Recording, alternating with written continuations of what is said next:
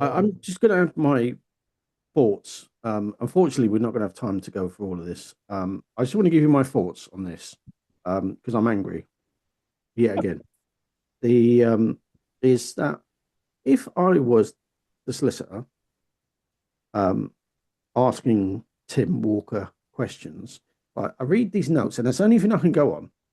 Only thing I can go on is that there's no moment of pause here to ask Tim to say, did you say this? Did you say that? Highlight what you possibly would have said, may said, could have said. Obviously, there's time differences and that sort of stuff. If you were to reflect on it today, what would you possibly have said? Bear in mind, this is just bloody defense, right? And it doesn't mean you have to lie, right? But people do, in all honesty. But they have not, they're literally, this is like regurgitating what was there and what I'm angry. I'm angry, right? Because this does not deconstruct anything. This to me is toilet paper, other than Tim saying that basically you're not to go into tankers, right? But what about the actual statements?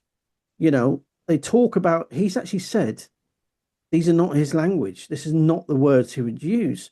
Well, what words would you use then? That's what this solicitor should have asked, right?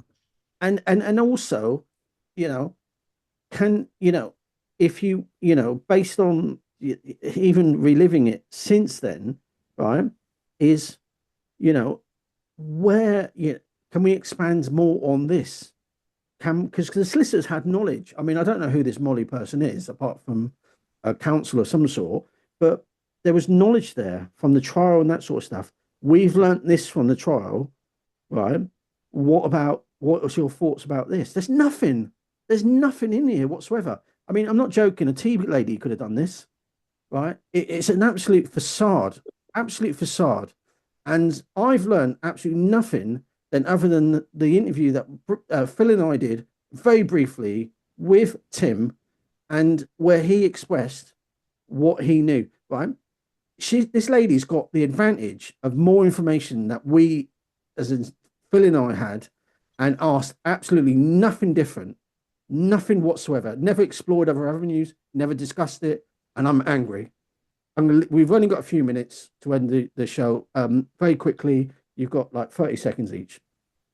I've always said it always comes back. I always come back to the fact that as far as the court case and the investigation was concerned, it was non-existent.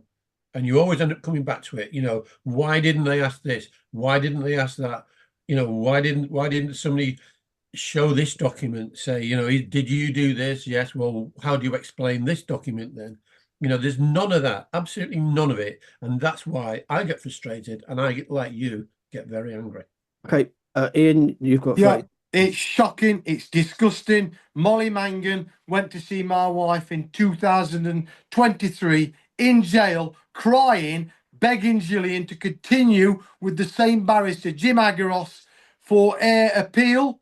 We insisted we did not want Jim Agaros unless there's a CCTV and Pager report compiled. After a lot of falling out, finally, they conceded and said there would be a CCTV report into Gillian's appeal. Jim Agaros refused to tell those appeal court judges about the CCTV footage, that all those people lied down there at the scene and covered something up. How could her appeal ever fail? Molly Mangan needs to go to jail for life. She needs to change places with my wife, and she needs to be in jail and never come out. Oh, I didn't expect